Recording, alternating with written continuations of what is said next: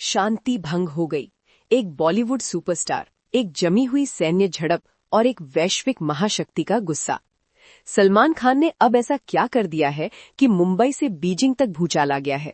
ये सिर्फ सिनेमा नहीं, ये एक घोषणा है। स्वागत है हमारे जांबाज दर्शकों एक ऐसी अभूतपूर्व पड़ताल में जो उभरते हुए भू राजनैतिक टकराव की परतों को खोलेगी।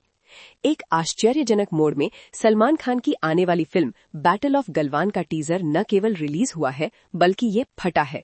इसने एक राजनयिक तूफान खड़ा कर दिया है, चीन की ओर से एक उग्र प्रतिक्रिया को उकसाया है और एक सिनेमाई कथा को सीधे अंतर्राष्ट्रीय संघर्ष के वैश्विक मंच पर धकेल दिया है। ये कोई सामान्य फिल्म रिलीज नहीं है, ये एक भूकंपीय घटना है, एक कलात्मक उकसावा जो प्रतिरोध के ढोल की गूंज से भर गया है। कुछ ही दिन पहले डिजिटल दुनिया में उत्साह की लहर दौड़ गई जब बॉलीवुड के निर्विवाद सुपरस्टार सलमान खान ने अपने बहुप्रतीक्षित प्रोजेक्ट बैटल ऑफ गलवान की पहली झलक पेश की। ये फिल्म 2020 के गलवान घाटी संघर्ष की अनकही, कच्ची और मार्मिक कहानी बताने के लिए तैयार है। एक ऐसी घटना जिसने वास्तविक नियंत्रण रेखा पर शक्ति संतुलन को हमेशा के लिए बदल दिया। लेकिन जो देशभक्ति सिनेमा का उत्सव माना जा रहा था वो अब एक पूर्ण अंतर्राष्ट्रीय घटना में बदल गया है, क्योंकि जिस क्षण वो टीजर पर्दे पर आया, चीन से तीव्र क्रोध की लहर उठ खड़ी हुई, जिससे पहले से ही नाजुक संबंध अस्थिर होने की धमकी मिल रही है। तत्काल परिणाम, चीन सिर्फ परेशान नहीं है, चीन बौखला गया है।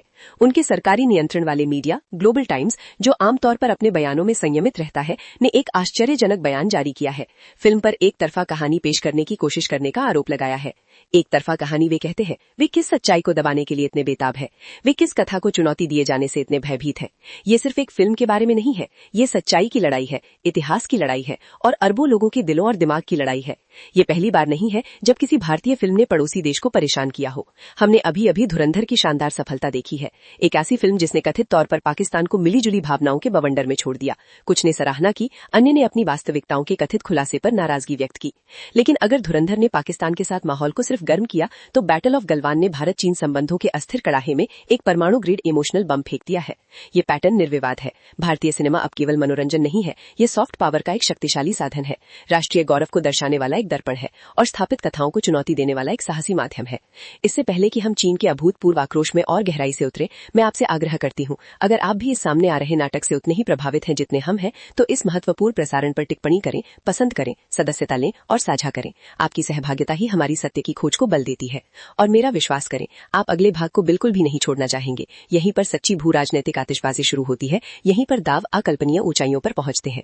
चीन की प्रतिक्रिया, विशेष रूप से ग्लोबल टाइम्स के माध्यम से, उनकी गहरी असुरक्षा और ऐतिहासिक कथा को नियंत्रित करने के उनके हताश प्रयासों की एक भयानक झलक पेश करती है। चीनी विशेषज्ञों का हवाला देते हुए ग्लोबल टाइम्स ने घोषणा की, और मैं उद्धृत करती हूँ, कोई भी फिल्म या बढ़ा चढ़ाकर की गई कोई भी बात इतिहास को नहीं बदल सकती और न ही ये चीनी सेना के अपने क्षेत्र की रक्षा करने के दृढ़ संकल्प को हिला सकती है। उद्धरण समाप्त। मेरी दोस्तों, इन पंक्तियों के बीच के अर्थ को समझें। ये सिर्फ एक खंडन नहीं है, ये एक छिपा हुआ खतरा है। ये एक स्वीकारोक्ति है कि फिल्म अपने टीजर के रूप में भी एक संवेदनशील नस पर वार कर चुकी है, उनके सावधानी से निर्मित घटनाओं के संस्करण को चुनौती दे रही है, एक अजेय सेना की उनकी सावधानी से गढ़ी गई छवि को धमकी दे रही है।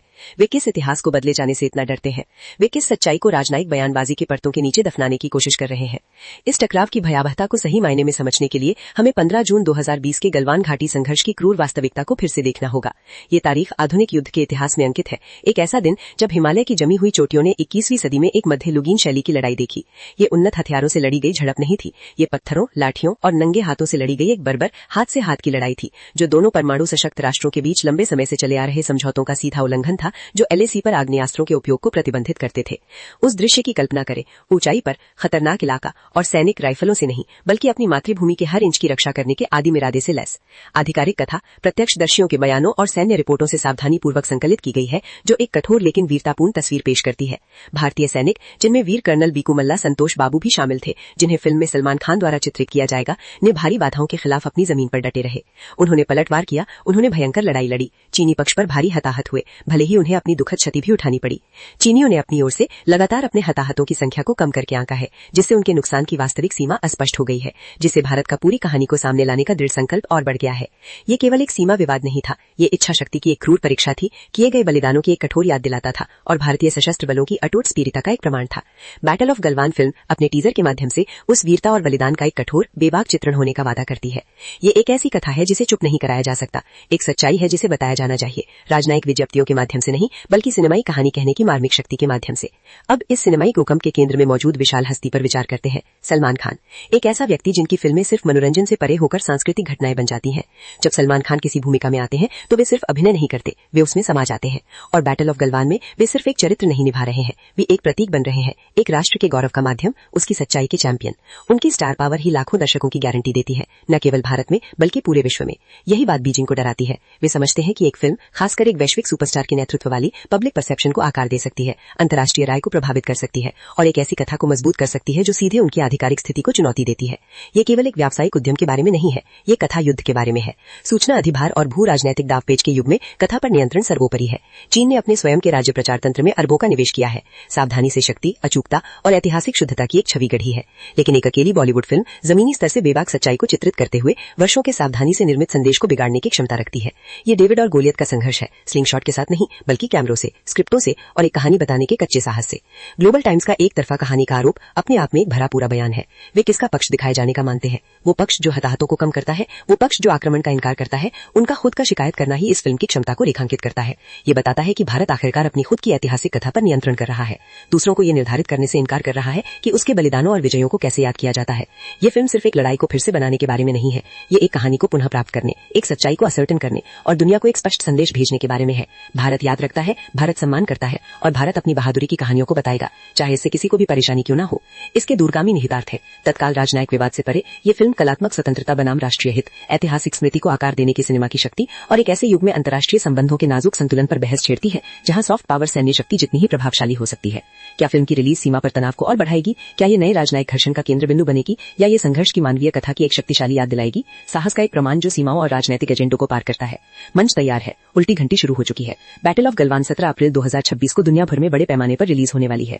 दुनिया देख रही होगी और बीजिंग, मेरे शब्दों को चिन्हित करें, बीजिंग सांस रोके देख रहा होगा, शायद भारतीय सिनेमा की शक्ति के लिए एक नए सम्मान के साथ, या शायद एक ऐसी कथा पर क्रोध की एक नई भावना के साथ जिसे उन्होंने बेतहाशा दबाने की कोशिश की थी। ये फिल्म, ये एकल सिनेमाई प्रयास सिर्फ एक बॉक्स ऑफिस ब्लॉकबस्टर से कहीं अधिक होने का वादा करती है। ये एक प्रतीक है, एक चुनौती है और सच्चाई के लिए एक मूक युद्ध में एक शक्तिशाली आवाज है। ये इस तथ्य का प्रमाण है कि जहां गोलियां एक सीमा को परिभाषित कर सकती हैं, वहीं कहानियां एक राष्ट्र की आत्मा को परिभाषित करती है। और भारत सलमान खान और बैटल ऑफ गलवान के माध्यम से अपनी कहानी दुनिया को सुनाने के लिए दहाड़ रहा है। गलवान में लड़ाई भले ही समाप्त हो गई हो, लेकिन उसकी कथा की लड़ाई अभी शुरू हुई है और ये विस्फोटक होने वाली है।